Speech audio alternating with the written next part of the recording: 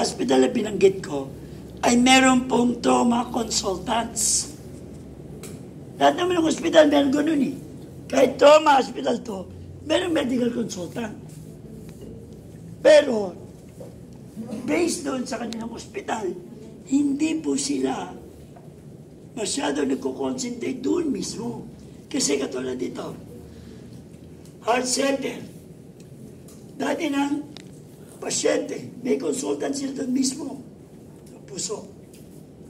It happens na nagkaroon po ng trauma incident, nagdadrive, bumungga.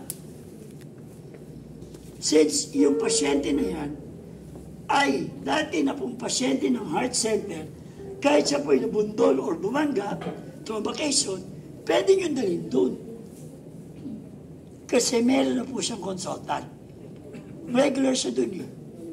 Kaya kami ng ambulance team, ang tanong namin kaagad, may prepared po ba tayong hospital? Pag sinabing heart center, uy, may kilala po ba tayong doktor? Pag sinabing meron, papatawagan namin sa kanila para ma-inform. Ang tawag doon, advance call. Tandaan nyo na, kung may mga ambulansya kayo, lalo na yung inyo pong mga barangay ambulance, inform them. May tawag muna kung sa hospital dadalhin.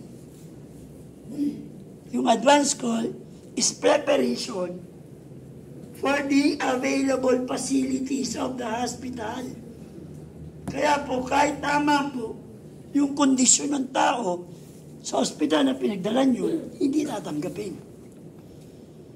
Bakit? Bakit kaya?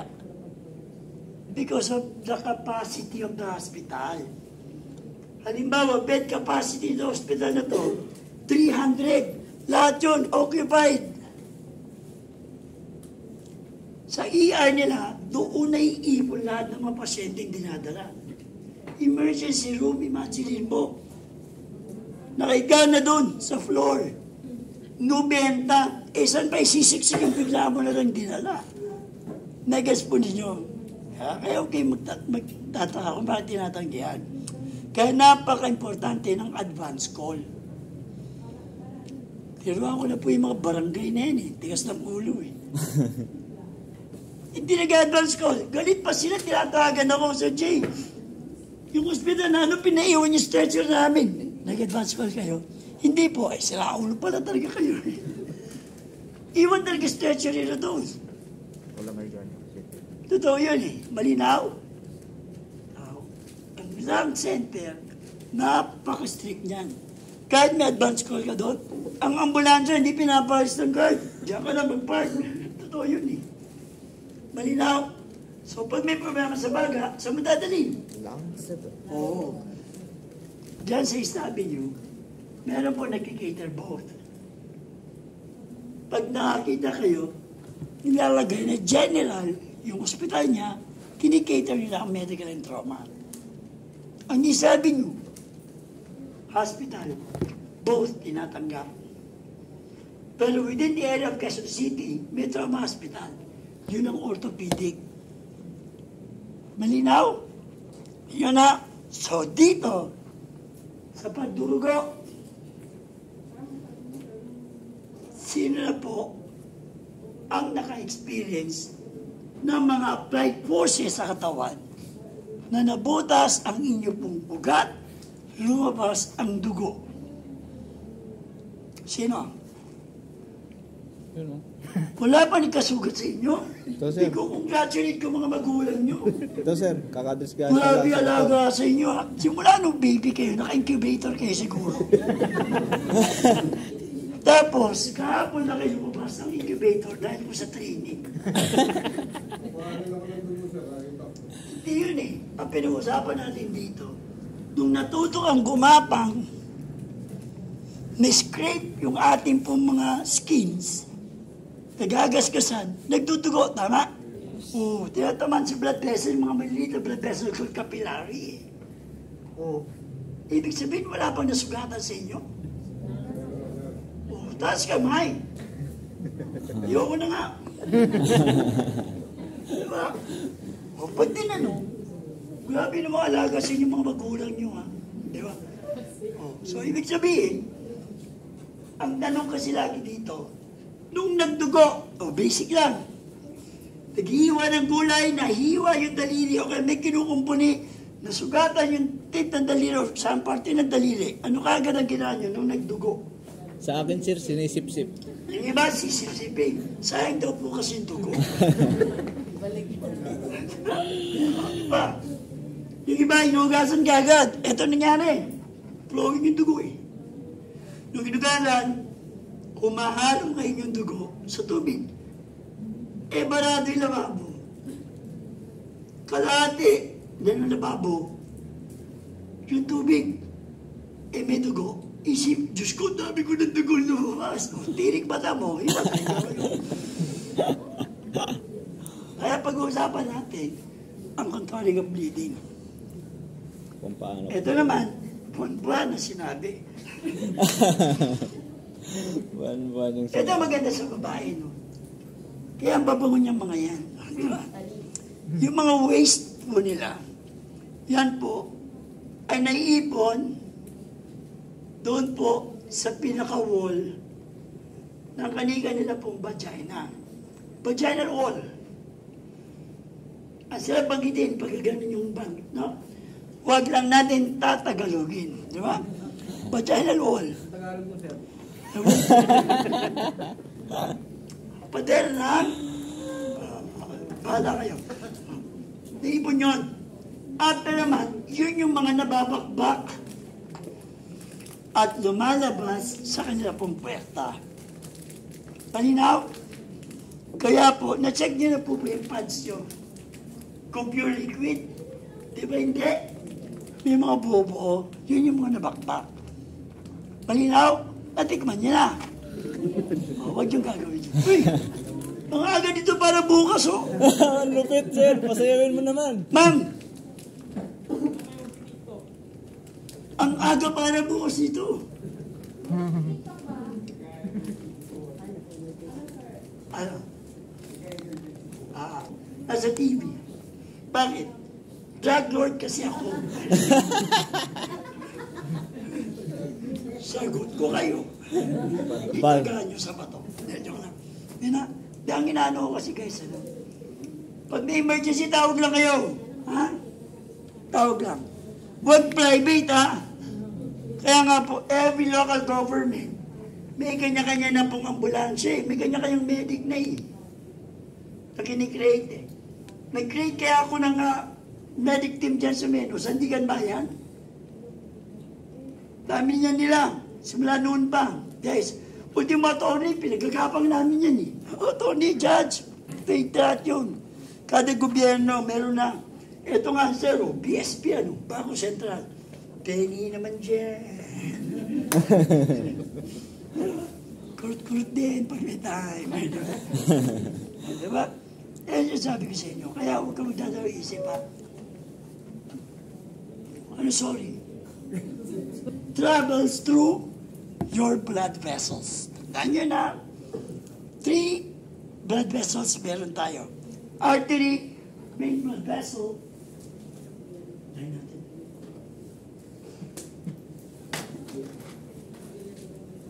Gawin ka.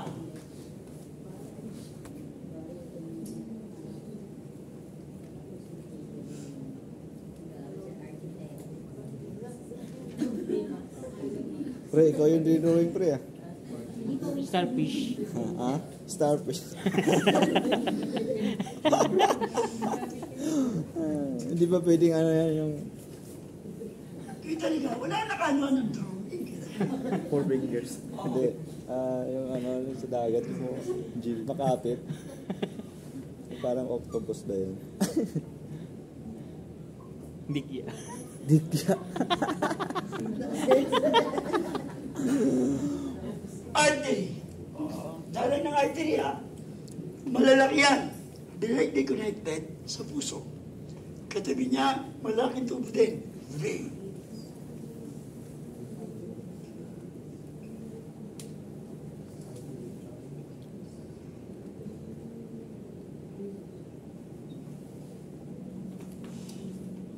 Yan. So, magkaiba ang dumadaan dyan. Si artery, Pogi tayo to. ang dumadaan kay artery, is yung ating pong dugo na may oxygen. Oxygenated blood.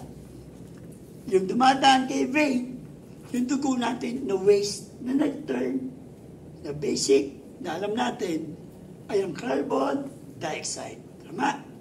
So, dalawang highway yan sa loob ng katawan. Malalaki. Diba? Magkaiba yung dumadaan. Malinaw. Parang ganito. If you're going towards north, NLEX ka. If you're going towards south, SLEX ka. Gets? Magkaiba. May nagko-connect sa kanilang dalawa. Yan po yung ugat natin ng mga maliliit na connected sa kanila at nagkalat sa buong katawan.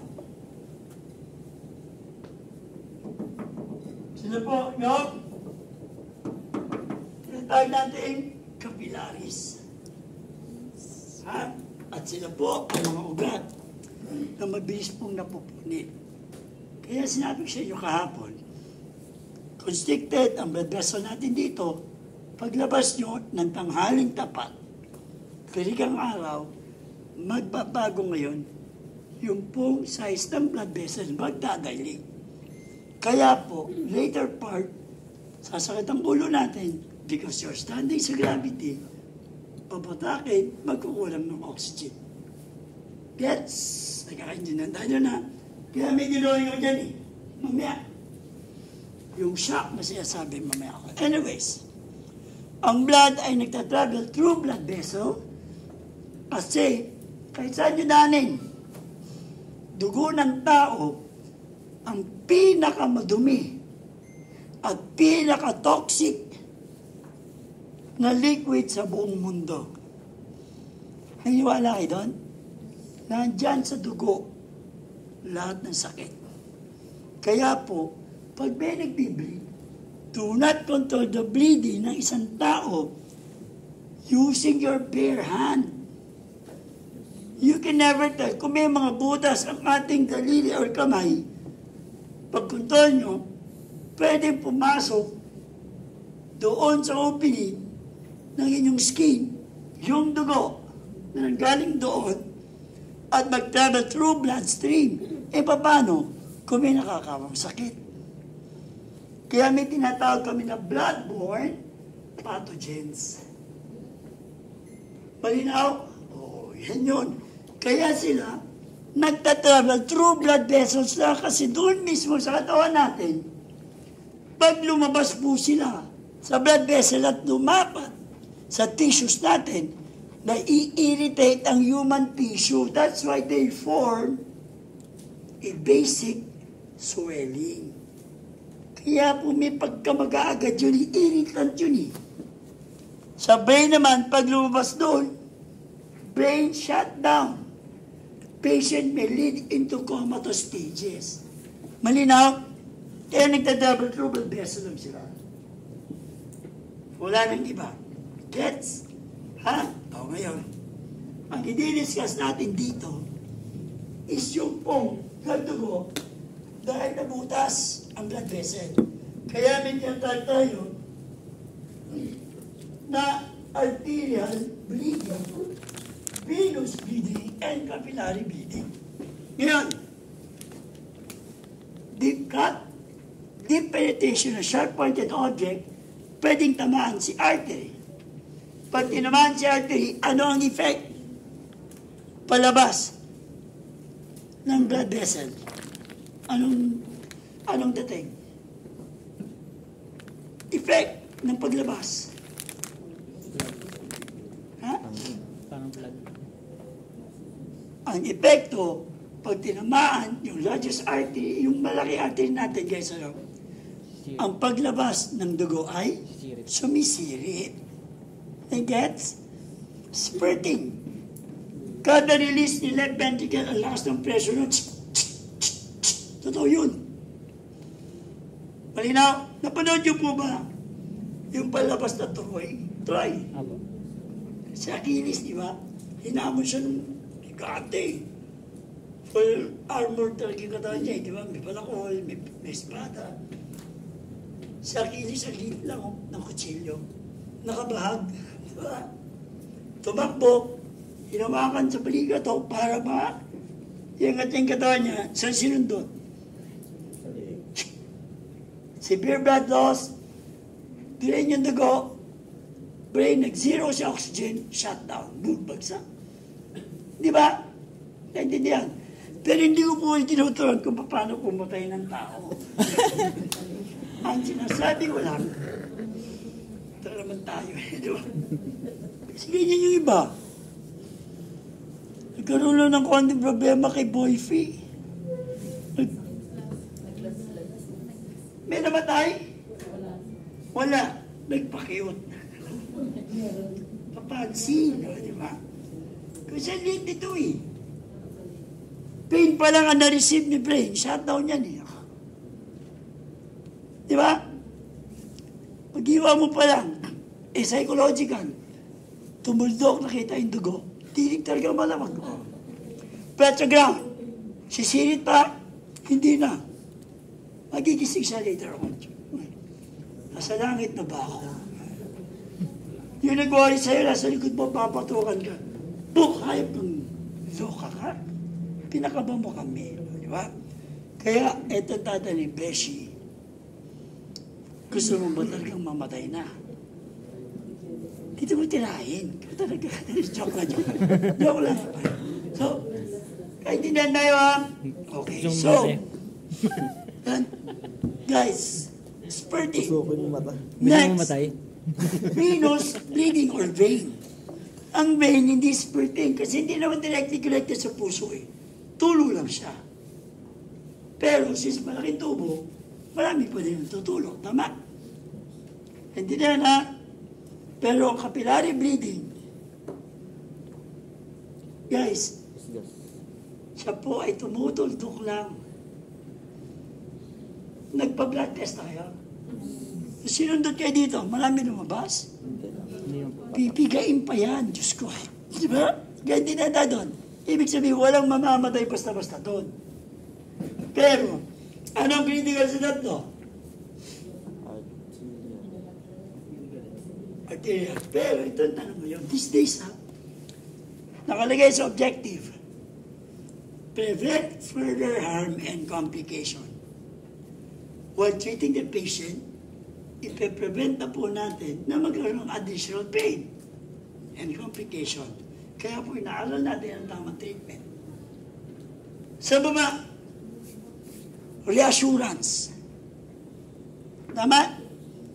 What is reassurance? Reassurance is comforting.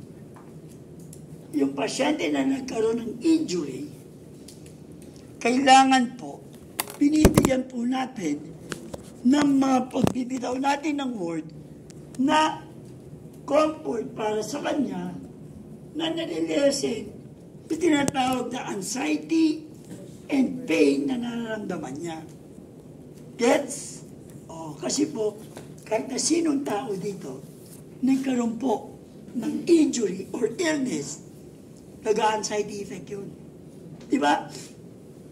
Naglilid ito depressions. Isipin niya, papaparalyze na ba siya? Diba? Hindi na ba ako magiging mahalaga sa mundo? Into panic attack. And panic attack may lead into brain shutdown. Nagkaintindihan? Kaya, ang tanong, sino ang takot sa dugo?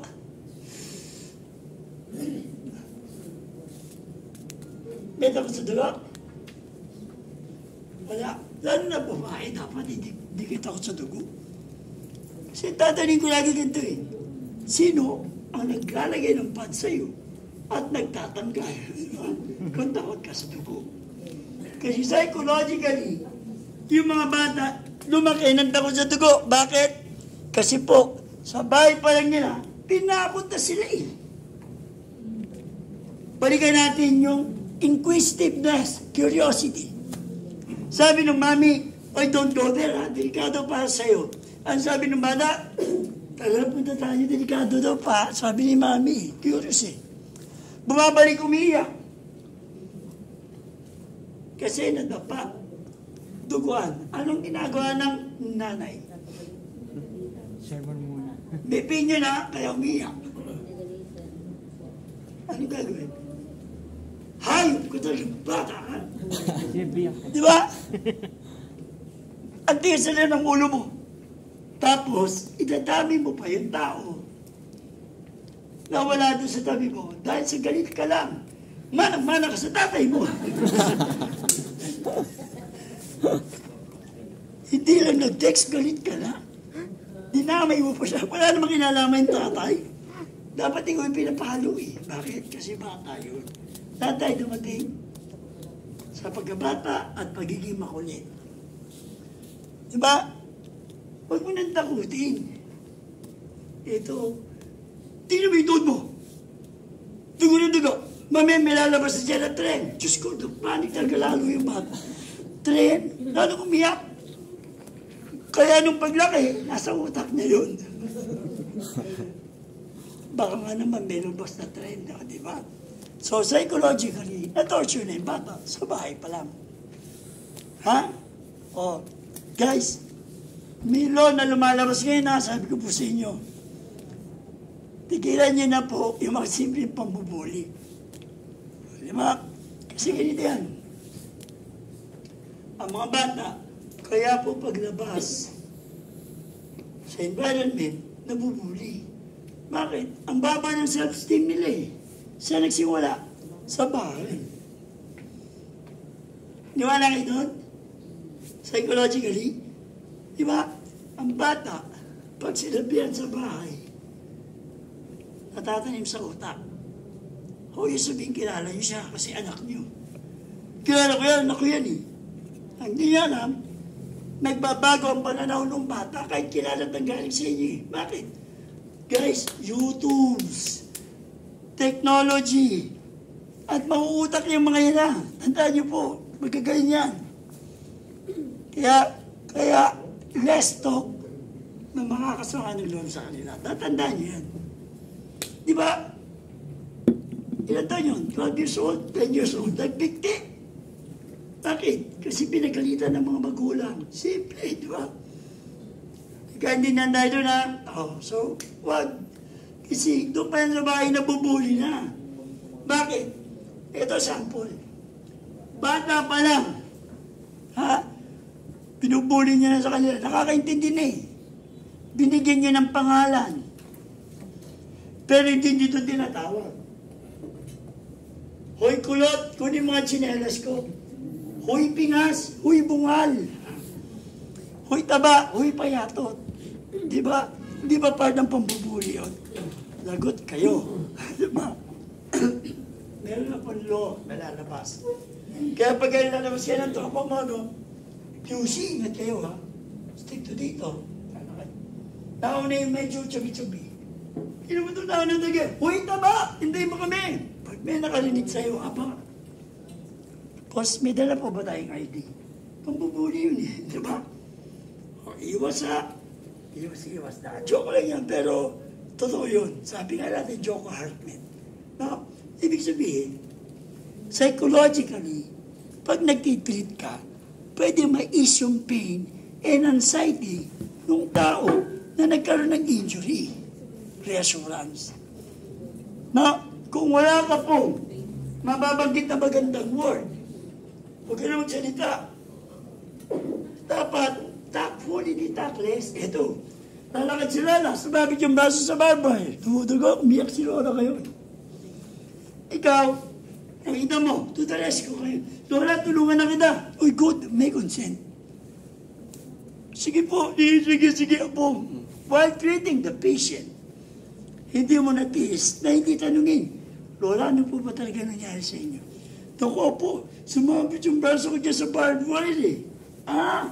Kaya po pala kanina, pagdating ko po, sumisirit yung dugo nyo eh. Kita ko na nga po yung pinakabuto nyo sa lalim. Ano kinamatay ni Lola? Sira ulo ka talaga, no? Pinakot pa na. Kasi, dapat, to is the pain, una-una sa lahat, Pag nagtitreat ka, hindi mo dapat pinapakita sa kanya. Ini-inform mo lang siya. Kung anong dapat gawin para aware. Malinaw? Ikaintindihan ha? Okay. So, yung tatlong ito, critical. Hindi lang siya arterial. These days, maraming tao na makakita lang po ng tuldok na dugo sa kanilang skin. Nagpapanik. Tumitirik ang mata, hinihimatay ka agad. Yung katulong namin sample, ganun eh. Isa lang word ang narinig ko. Kuya, bumagsak na. Buti na sa loob. Kung hindi, bumagok yung ulo, semento. Yun yung mga cases sa kalsada.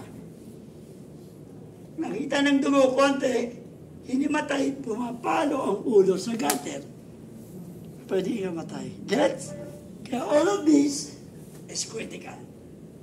Kaya yung sa utak niyo na. Next. Napakadali lang po ng gagawin. Dalawa lang ang tinuturo namin dito. Sabi ko sa inyo, ako po ay instructor ng American Society of Surgeons. Our concentration is bleeding control. Stop the bleed. At saan nagmula? Dahil sa mga sundalo na lumalaban lagi sa gera yun. Yun ang tinuturo namin. Maraming cases ng pagkontrol ng pagdurugo. Noong World War II, maraming umuwing sundalo na amputated. Bakit? During battle, tinamaan ngayon, kaysa ng bala o kahit na ano guys, malalim ang pagkakatama. Siyempre, medic, insert morphine, and then knowledge. Tourniquet. Ang pagtitourniquet is prevention ng flow of blood towards doon sa butas na blood vessel para po hindi maubusan ng dugo ang isang tao. Gets? It takes time. Bakit? Makuha na ba ng medevac yun? No. Ongoing gera eh. Kaya ba na na-transport siya sa clinic nila, mobile clinic nila, guys, patay na extremity. Kaya pinuputol, umuwi po sila amputated. Kasi ang pag-tourniquet, may oras yan. Kaya pag nag-tourniquet kami, para makita mismo ng pinagdadala namin, yung tape, mag-report, nalagay ko sa noo. Doon ko ilalagay oras eh. Para kita talaga eh. Kung kailan namin tinarnikay. Malinaw? Nabago. Nagkaroon ngayon, yung mga gera-gera, mga civil, may kanya-kanyang bansa. Nakauso ngayon, ang powder clot. Powder. Pag severe bleeding, powder. Kaya ang bilis. Pero naging problema, may mga powder na maliliit na nakakawalat, nagtatravel through blood vessel. Numabara ngayon. Kaya ngayon, may nilabas si Israel at tawag Israel dressing. Yung pong ganyang kakapal, ini-insert po mismo doon sa pinakabutas. Lahat yun, at iniikot. Tourniquet. Pero pinapasok. Pag may butas, shoot yun ang daliri nyo. Totoo yun. Butas dito, pasok. Nagkakaintindihan tayo doon. Yun. Yun lang po ang pagkukuntrol ng bleeding. Una, i-direct pressure natin. Pag may bleeding, ano oras na? 11:09. Ha? Ako naman yan. Kahapon late eh. Kasi, tasapusin ka na tayo, dyan ang pagkain natin. Andiyan na ba yung dinakdakan ko? Uy, masarap yun, sir, ah. Siyempre, pamisa-misa lang yun. Nag-elevate cholesterol ko eh. Siyempre, pag wala ako doon, walang magbabawal. Uy ha, alams na, ako ang pinakapayat sa... Guys, pag nasawag ng blood, yung unang gasa nilagay, tatanggalin ba para palitan? No. Patungan natin ang panibago. Kasi, meron pong isa, blood component.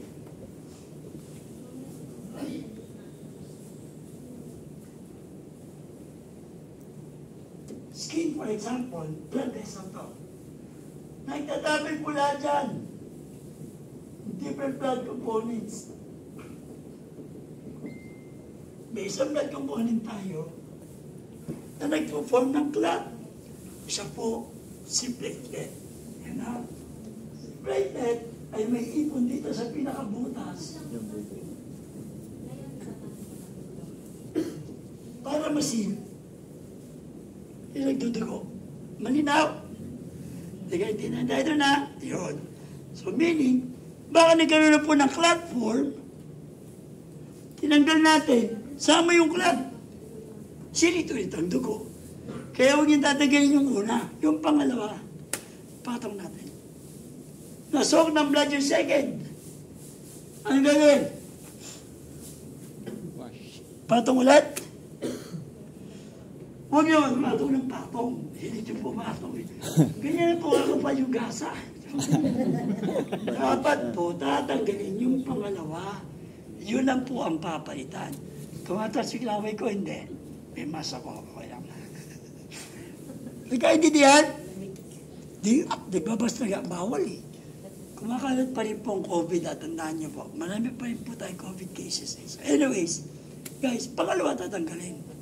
And then, pressure bandage na natin. Gets? Tuturo sa inyo bandaging later. If you're not going to do that, patient's brain ay magkakaroon po ng malfunction, including the organs of human body. Kaya dinadagay natin shock. Gets? Shock. Pag sinabi natin shock, ano ba yung shock? Ito ba yung shock sa gwapo? Yung ba yan? Ganito. Nagugulat ka, sir. Parang gano'n. Nabigla ka. Tama? No? I-refer niyo yung pagkabigla sa organ ng tao. Sabi ko sa inyo, dapat laging on time ang pagkain para buhay ang organs and tissues ng human body. Tama? Parang ganito, kada uwi mo ng bahay ninyo, nagbibigay ka ng isang pirasong rose kay wifey. Yung asawa mo ngayon, pag nabibigay ng rose, yun ang nagbibigay ng energy sa kanya para ipagganda ka ng pagkain. Everyday mong ginagawa, yun ang energy. Lagi kami magandang pagkain. One time, umuwi ka, wala kang dalang rose. Di ba? Kung ano-ano na pong papatak sa utak ng mga babae, dumanto sa kabit niya. Doon na ibigay. Ngayon, si husband magtatanong, "Honey, nasa yung pagkain ko?" Isa sa bilog. Hayop ka, maganda ka sa sarili mo. Tama. Nawala yung sipag niya. Nagulat siya. Nawala yung kaalawan niya. Ganon ang nangyayari sa organ. Once the human body bleeds, kulang ang balik sa puso ng dugo, nagkukulang ngayon ang tinutulak ng puso palabas para pakainin ng human tissues. Kaya human body ay nagwi-weak. Pero the human body suffers. Pero kauna-una nito, si brain ang magsasuffer. Ganito. Pag nagsugat tayo, nararamdaman ninyo na nagdo-double tayo, mapagtibok ng puso nyo, tama? Kala nyo kinakabahan? Hindi. Defense mechanism of the heart yun.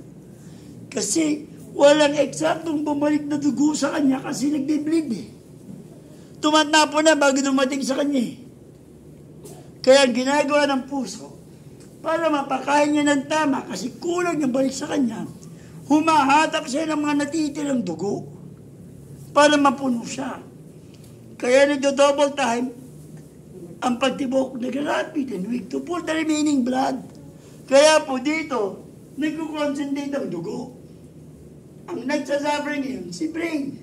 Wala nang tamang umakyat, nahihilo ka na, lightheadedness, nagpipel ka na, namumutla ka na. Going sa mga distal part, nawawala na lahat, inaatak eh. Malinaw? Nagkaintindihan tayo doon na, yun. Pero, pag wala na maatak, namapatay na ng tao. Kaya po nagkukontrol kagad tayo. Meron, nangyari ganito. Pinigay niya sa, ito, drawing ako eh.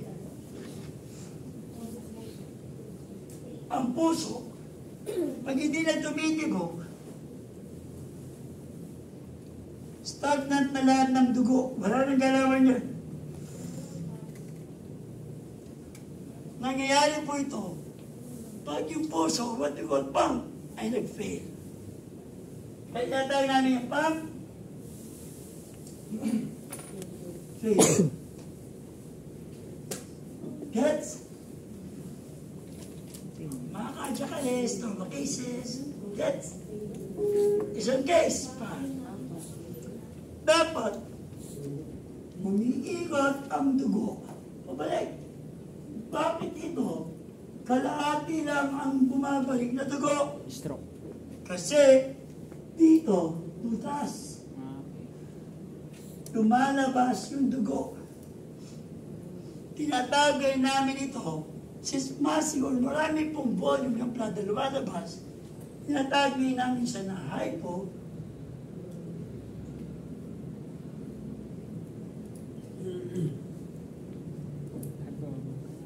volume. Decreased volume of blood. Hypo is low. Mababa sa normal level. Vol is volume. Inya is blood. Ibig sabihin, pag nabutas ang dugo, maraming lumabas sa dugo, naglo ang volume of blood or nagdidecrease ang volume of blood ng tao. Malinaw? Eto ngayon.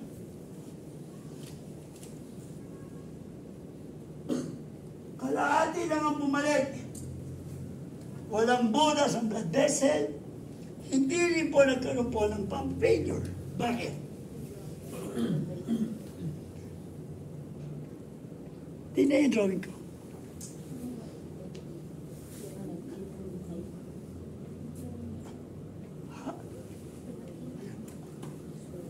Kaya mo yan, eh.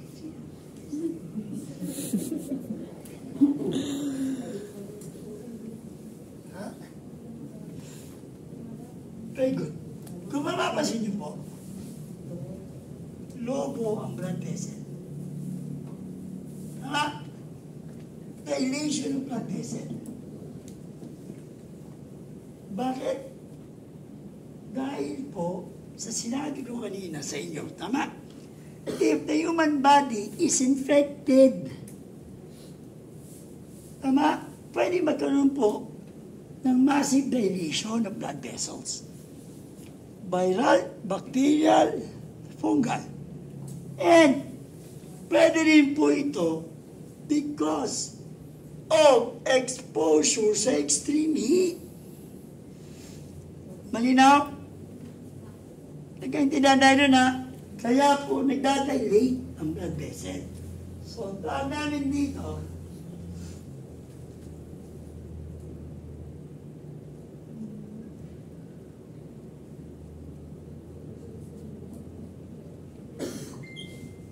and that is also known as relative hypovolemia. Malinaw? Nagkakaintindihan tayo doon. Questions? Wala. Yun ang cases. Kaya po ito ang mangyari ngayon sa tao. Brain irritability decreasing. Next, nag-alter yung mental status. Nalilito. Why? Kulang ang power ng oxygen. Kaya po nalilito ang pag-uutak. Same thing if you are exposed sa extreme heat. Namalengke si mami sa tindi ng init. Pagpasok sa bahay, biniro mo, nagagalit. May irritability. Tama? Kaya po mga pasyente, pag nag-alter mental status, huwag kayong tanong ng tanong. Kasi yung iba, tatay maganda, ano po ba nga natin? Ano po ba talaga nangyari? Sa kayo nang galing? Ginugulo mo lalo yung utak eh. Diba? Yung iba, lalo pag meron mong menstruation, huwag ngayon. Huwag ngayon. Di ba ganun ang dating? Because of brain irritability. Leading into alteration. Ito may mangyari. Since there is pressure, nagilid ka ngayon sa para kang nasusuka at sumusuka ka. Nausea, nasusuka. Vomiting, sumusuka. Diba? Good example ito ng sense symptoms eh.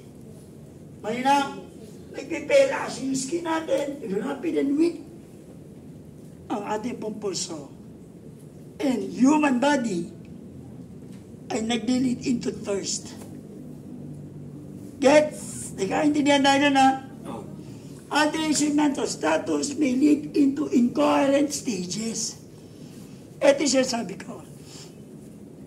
Ang Pinoy, normal na altered ang mental status o kaya incoherent talaga. Lagi pong pag tinanong, iba ang sagot. Sample. Kumain ka na? Ang sagot. Mamaya na. Anong ulam? Treat mo ba? O kaya busog pa? Tinamaan po ba ang tamang sagot? Yung question, hindi. Brain is very accurate communicating with a different part of the body. That's why if the brain is weak, the human body is weak. Ama, nagkakaintindihan tayo na. Meaning, anong tamang sagot? Kumain ka na? Anong sagot? Hindi pa. Yun. Because the question is answerable only by yes or no. Kumain ka na? Hindi pa. Eh di tapos ang conversation. Actually. Kaya kayo nag-aaway, paligoy-ligoy ka eh. Diba? Kung ano sagot mo, hindi mo mahint yung tamang sagot. May dagdag ka ba? Diba? Ikaw na po, ang nahuli, pinaamin ka, ikaw ba galit? Manipulative ka talaga. Galit kayo, sama ng loob, may pinagdadaanan. Diba? Ito ba tanong? Guys, saan ka na? Ano sagot? Okay, alam mo ba? OTW. Lapit na. Pwede ka talaga, no? Alam niyo yung word na pag-asa? Tinanggal mo yung letter G. Paasa ka. Kaya nagtatanong yung katagpuan mo, nandun eh. Ikaw kababangon mo lang pala. Nagsinungaling ka ba OTW? So syempre, katagpuan mo, hindi mo binigyan ng konting pag-asa or aliwin ng sarili. Tama? Sige, dito na ako. Abangan ko na siya. Tama? O. Dumating ka after 1 hour na. Matutuwa? Diyos ko, nakadikit na sa padero, puro sapot na eh. Dahil pagsisinungaling mo, hindi ka naging totoo. Tama? Kung naging totoo ka, saan ka na? Tapat na ako ng Mega Mall. O, alam niya yung layo eh. Sino mismo mag-alis sa sarili niya? Sige, ikot mo na ako ha. Text mo na lang ako. Pag nandito ka na malapit. Para bumalik tagpuan. Gets? Yun ang tama. Diba? If the person is experiencing alteration of mental status, do not give them anything by mouth kasi hindi na tama. Yung sinasagot ng tama. Gets? Ganito yan. Ang unang tanong, para accurate, name. Anong pangalan niyo po? Pag nasagot, second question, ano po ang date ngayon? Pag hindi niya sagot ang tama, altered mental status, makita niyo pale, gold colored skin, pabalikin niyo muna yung tama. na oxygen sa utak. Meaning, make the person lie down. Kaya nag-altered, kulang ng ano? Oxygen. Gets? Sample, kasi ganyan eh. Pag nagkulang ng oxygen, sakit ka ng ulo mo eh. Diba? Ingat, yung agad eh. Lahat kayo naka-experience na nito. Sakit ang ulo, para ka lumulutang, namumutla. Tama? Ito ang gawin nyo. Human body.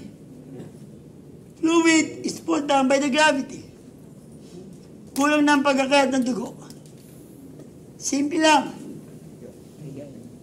Ihiga natin ang tao. Look what will happen to the fluid. Nasaan? Diba? Gravity pull. Deal with the gravity. Hindi gamot ka agad. Malinaw? Ganyo. Oh. Pero hindi kayo kabisa makakayat ha. Tandaan nyo. Makaka-recover. Fail to fail. Magiging red. Tapos, warm na. Nakakasag-usap niyo na siya na maayos. Ang iba, na hindi matay. Pa? Takot na takot ka. Diyos ko talaga wala dyan. Huwag ka matutulog. May ako din tumatayo na. Bakit? Nag-zero si oxygen nung bumagsak. Nag-plus oxygen. Nagising, tumayo. Malinaw? Oo, para kayo nagagalit eh. Di ba? Ang iba, ginagawa ganito ba? Nakahiga. At the legs, 6 or 8 to 12 inches. Para yung blood from the lower, pumunta ng core, from here, mapakit na po. In the brain, will recover. Less than 5 minutes, ha? Nagkaintindihan? Malinaw? Malinaw po. Yes, sir. Nag-ano ko eh. Nagme-medic ako sa Muay Thai dito sa Philippines. Ha? Kasi isa po sa nurse na friend ko, coach. Yan ang amulanto. Kaya, tsaka MMA, local MMA, dito, grabe. Grabe talaga, no? Meron kami tinatawag na concussion, di-discuss natin yun. Paglakas ng tambog, alog ang utak, shutdown yung may bagbagsak. Hinangat ko lang yun. Para po makarecover yung brain. Kasi naglalak yung jaw, hindi namin mahugot yung mouthpiece. Paano kung bumara? Diba? Yun. Totoo na po. Kaya nga po, base makarecover. Wala na pong ammonia these days. Huwag kayong mag-ammonia. Yung ammonia, si chemical that triggers the brain. Kaya nagigising. Pero yung chemical of ammonia destroys the brain slowly. Gets? Kaya ginagawa namin, hinangat na lang namin, or, if you want, maghanap kayo po, na meron pong strong scent, na hindi makaka-trigger po sa brain, ay makakasira ng brain. Tulad yan, hindi ba tayo kasama mo? Tanggalin mo yung medyas mo, gamit-gamit mo na sa linggo. Magigising yun. Kaya naman nagising, habulin ka doon, sigurado. Diba? Oh. Oh, ano kaya? May strong pa ako alam eh. Ha? Tuyong-tuyong tae ng pusa. Ay, yun. Ang baho nun, ano? Oo, sobra. Sobra. Kakain tayo, sir. Ipit mo sa butas ng ilong niya. Tapos naman baka na. Pag nagising niya, yari ka. Hindi. Tapos yun lang po, magigising niya. Gets? Yeah. Next. Help the person to maintain the normal body temp. Bakit kaya nalalamig na ngayon dito? Ano nyo? Sige, madali rin. Kasi nagko-constrict na to, nababatang na po, yung blood, wala na po magandang flow ng dugo doon sa tip eh. Ang tanong, mainit po ba ang dugo? Mainit pag nagtatravel through blood vessel. Pero pag inextract yung dugo, nilagay mo dyan, warm pa yan, may konti lalamig na yan. Kaya